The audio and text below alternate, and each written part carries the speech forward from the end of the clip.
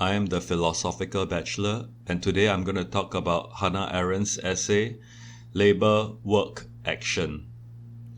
Hannah Arendt investigates the sources of human happiness in her essay entitled Labor, Work, Action, exploring the relation and differences between the three concepts. The text was originally a lecture delivered in 1964. Since the ancient Greeks, the Vita Contemplativa, or the life of contemplation, has been considered a superior form of life than the Vita Activa, or the life of action. However, both aspects can be found in every person as distinct but related faculties and are also ways of life. No one can go through life without ever indulging in contemplation, while no man can remain in the contemplative state throughout his life, writes Arendt. Contemplation depends on activities. Arendt elaborates. Contemplation depends upon labor to produce whatever is necessary to keep the human organism alive. It depends upon work to create whatever is needed to house the human body. And it needs action in order to organize the living together of many human beings in such a way that peace, the condition for the quiet of contemplation, is assured. All three activities of labor, work, and action are needed for a human being to survive, to be secure, and to live among others. One of Arendt's aim in her article is to consider whether contemplation is in fact superior to action. This order was inherited from the Greeks, where the philosopher's way of life was found superior to the political way of life of the citizen in the polis. The ascendants of Christianity continued the tradition of the abasement of the Vita Activa.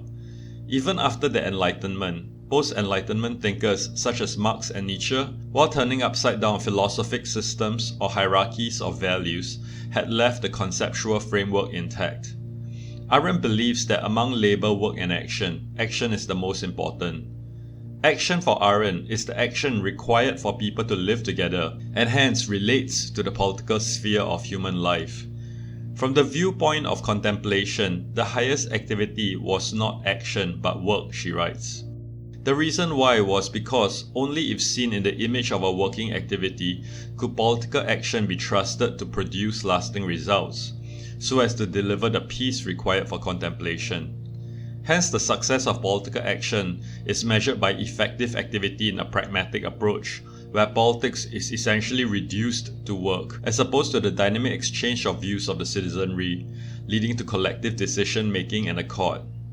Arendt does not agree with this pragmatic approach, believing that action manifesting itself as speech in communication with others is more important, as we shall see as her ideas are elaborated in the essay. She believes in a participative democracy. If contemplation is the goal, labor remains the least important of the trio of labor, work, and action. However, since modern economic thought drawing from Adam Smith, Locke, and Marx, there has been a glorification of labor, though Arendt makes it clear that it is not mere unskilled labor which only knows how to consume, but productive labor that is glorified. She lays out this history so as to show how her own ideas on labor, work, and action differ from it. Arendt distinguishes between labor and work, drawing from John Locke, who speaks of the labor of our body and the work of our hands. Labor corresponds to the biological processes of the body. By laboring, men produce the vital necessities that must be fed into the life process of the human body, she writes. Labor is what produces goods that we consume, such as food, which is consumed soon after it had been produced. Some of it is perishable, like food, that if not consumed, goes to waste. Labor and consuming are but two stages of the ever-recurring cycle of biological life, she writes. They operate in a circle. We labor to produce these consumer goods so that we can consume them in order to survive, so as to be able to labor again. The reader should note that by consumer goods, Arendt is referring to goods that are literally consumed, such as food, and not goods bought by consumers such as handbags or houses, which she would consider as a separate class of goods she calls use objects. This cycle of labor and consumption follows the circular movement of our bodily functions, is endlessly repetitive, and laboring activity does not stop as long as the subject is alive.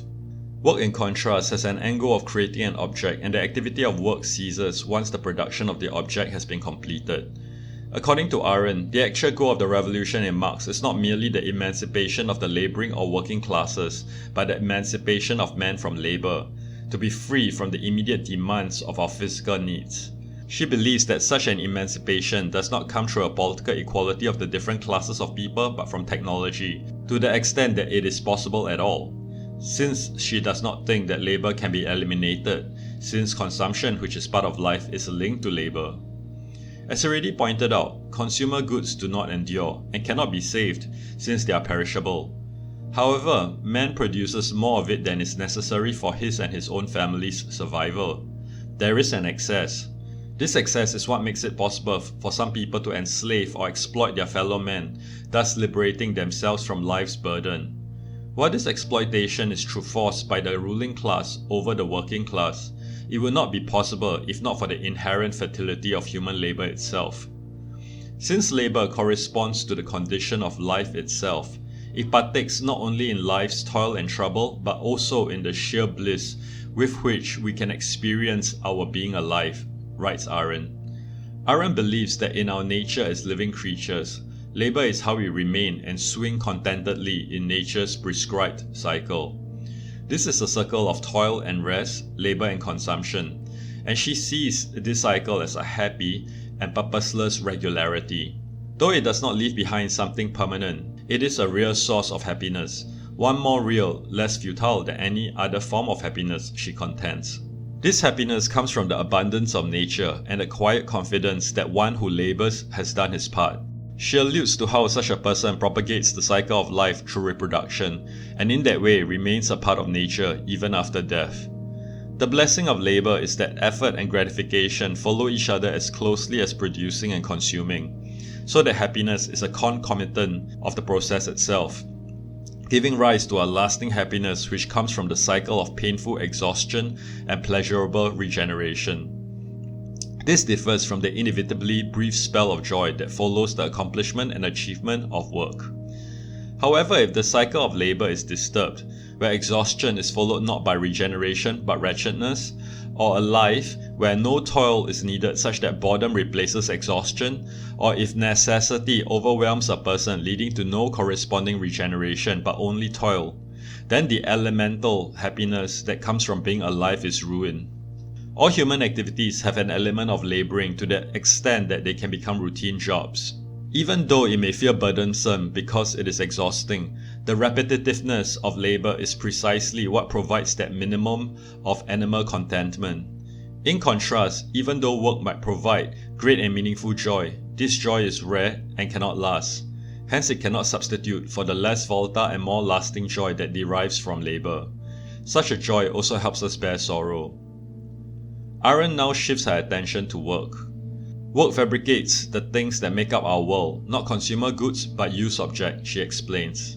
They are more durable than perishable consumer goods and give the world stability and solidity, which is needed to house an unstable and mortal humanity. Using such objects can use up the object, but this using up and destruction of the object is not the goal of the object created by work. The examples Arendt gives us is how bread, a consumer good, is meant to be consumed, while a chair is far more durable, though it too will ultimately decay and be used up. Destruction, though unavoidable, is incidental to use but inherent in consumption, she writes, marking the distinction between the use objects created by work compared to consumer goods created by labor. The durability of use objects gives such things an independence from men who produced and used them, an objectivity that causes them to endure our needs and wants. Such an endurance then becomes part of our identity, for instance the house we live in or the chair that is our chair. Against the subjectivity of man stands the objectivity of the man-made artifice, not the indifference of nature, she writes. It is this man-made artifice that forms a world that separates us from nature. Arendt introduces the term HomoFaber, the human being who fabricates, by transforming the matter of nature such as trees, iron ore or stone into a product. A tree is killed to provide the raw material of wood, which then goes into a product like a chair, transforming matter into material into product. In the process of work, we destroy nature through violence by using our strength in contrast to labor, where we are still servants to nature, that is, our natural needs. HomoFaber becomes lord and master of nature herself insofar as he violates and partly destroys what was given to him, writes Arendt. In labor, laboring and consumption are closely linked such that they are just two parts of the same process. For work, fabrication and usage are two altogether different processes. Fabrication is finished when the product is finished, and it need not be repeated. For example, a person building his own house. Repetition happens for a craftsman, or in my example, a construction worker, and that repetition is the element of labor inherent in his work. Arendt makes a distinction between repetition and multiplication. While the craftsman may feel his work to be repetitive, it is not really a repetition in the sense of the way Arendt is using the word repetition, since the number of things in the world are multiplied. While repetition follows the recurrent cycle of life, where products are consumed and hence needs to be produced again soon for the next round of consumption. There is a definite beginning and a predictable endpoint for fabrication, while labor is cyclical with only pauses, intervals between exhaustion and regeneration. According to Arendt, no-use object is so urgently needed in the life process that its maker cannot survive and afford its destruction. This is another difference between the products of labor and work. We cannot survive without food for more than a few weeks, while people can remain homeless for decades. Tangentially but interestingly, Arendt points out the difference between tools and machines. Tools used in labor lighten the burden and mechanize the labor of the laborer, and are anthropocentric, as they are developed around the rhythm of the human body, where body and tools swing in the same repetitive movement. Tools are the used things of labor where they are developed through work, surviving the laboring process itself, unlike the products of labor which are consumed.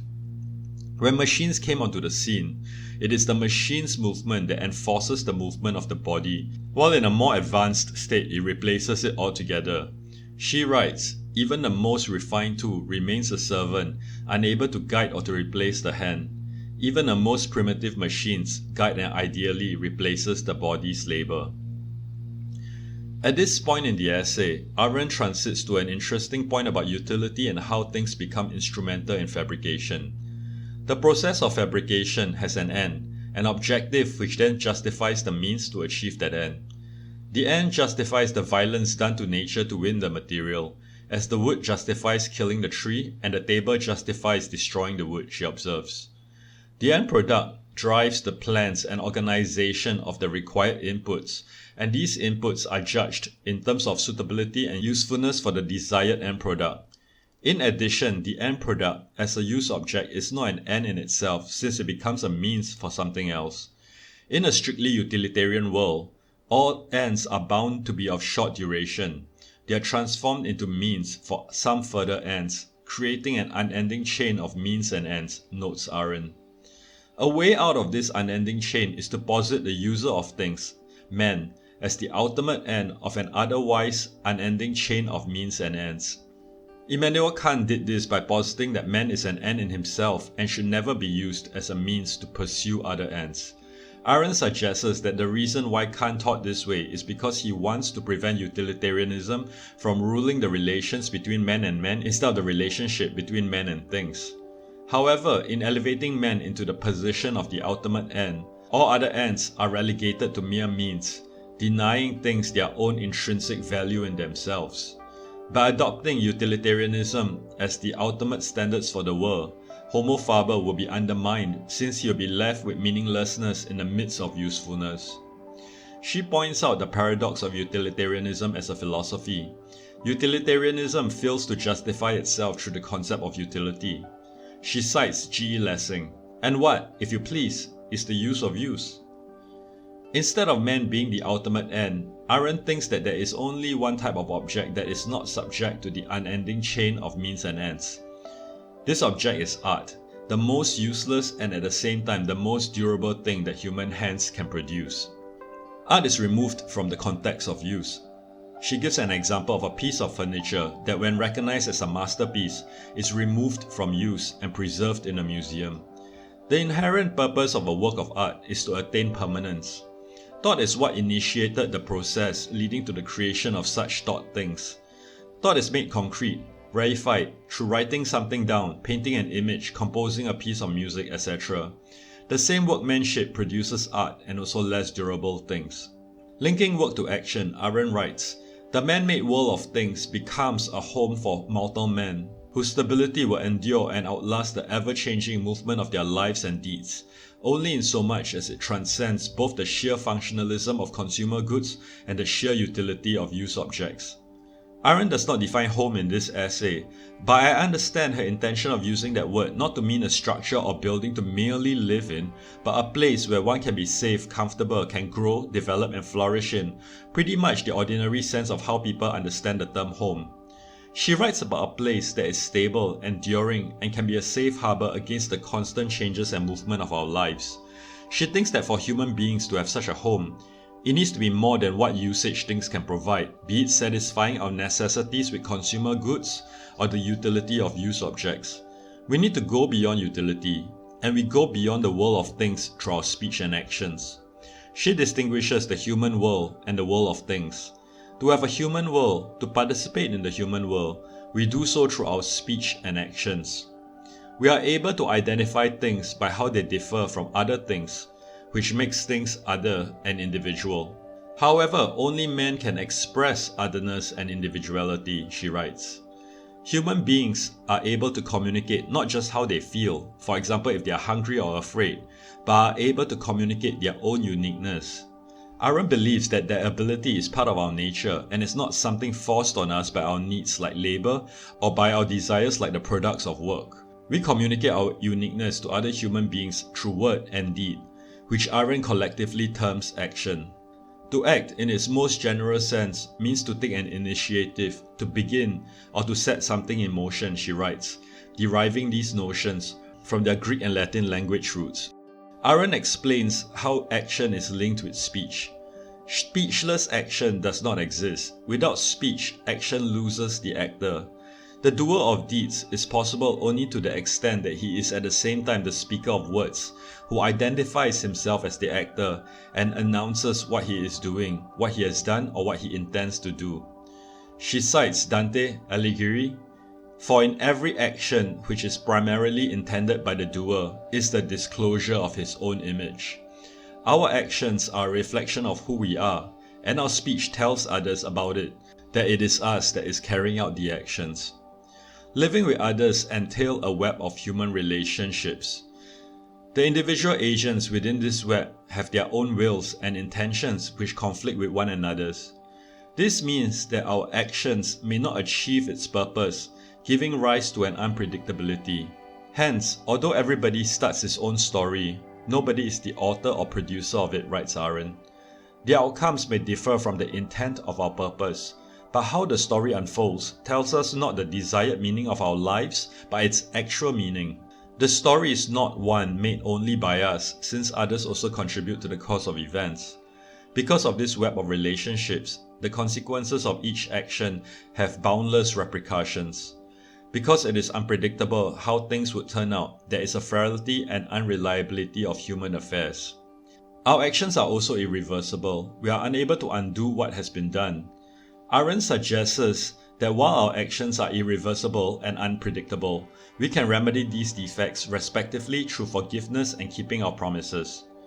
Forgiveness relates to the past and serves to undo its deeds, while binding oneself through promises serves to set up in the ocean of future uncertainty islands of security. Forgiveness helps us recover from our bad actions, while promise-keeping helps relationships continue and endure. These remedies also make possible new actions, because otherwise we would be trapped and defined by our previous actions, where one bad deed would hound us for the entirety of our lives. The ability to start something through our actions is what freedom is about. With the creation of man, the principle of beginning came into the world, which is only another way of saying that with the creation of man, the principle of freedom appeared on earth, concludes Arendt. My takeaway is that all three components of labor, work and action are part of our lives. Labor is our baseline where we satisfy our basic needs, which gives our lives a supporting undercurrent of simple contentment. This contentment makes it possible for us to pursue longer-term goals, which we work towards, producing durable artifacts. Work can give us greater joy and meaning than labor. However, this joy is short-lived. Moreover, to live among other people, we need more than labor and work. We also need action, where we begin doing acts where we speak together. Our action reflects who we are. Example, if we kill, we are killers. If we love, we are lovers. Because other people have differing intentions from us, it can cause our actions to lead to consequences contrary to our intent, making the outcomes of our actions unpredictable. Once we have spoken or acted, we cannot undo these acts of speech and actions, making them irreversible. To overcome this irreversibility, we need forgiveness, and to overcome unpredictability, we need to keep our promises. This then allows us to keep beginning new actions, which is a freedom we would otherwise not have. Returning to the initial dichotomy that Arendt poses between the vita contemplativa and the vita activa, she points out that no person can only contemplate and have no actions and vice versa. In fact, I think that actions are manifestations of thought, especially the way she understood action, to include speech and acts such as writing and acting on a stage in addition to deeds such as fighting. The clearest example of actions as manifestations of thought would be writing and speech. Writing and speech are reifications of our thoughts, where we make concrete what was previously only in our minds. The written word endures for some time. It certainly outlasts the cycles of labor and consumption, so it is akin to work, though I think Arendt had in mind concrete products like houses when she referred to work. So when she talks about labor and work, she is referring to products, consumer products in the case of labor and use objects in the case of work. When she wants to refer to intangible or intellectual outputs, I take it she will call these actions, such as dance, acting on stage, fighting, flirting, courting, sexual intercourse, playing sports, writing, singing, composing, and playing music, painting, etc. A possible extension of Arendt's distinctions can be how some or all of these acts can be labor or work if we allow the actor to be objectivized. For example, if one considers a prostitute as a consumer object to be made use of instead of as a human being. Once done, they are dismissed until the next time, the same way one is done with eating until the next mealtime comes around, the same way Arendt considers labor.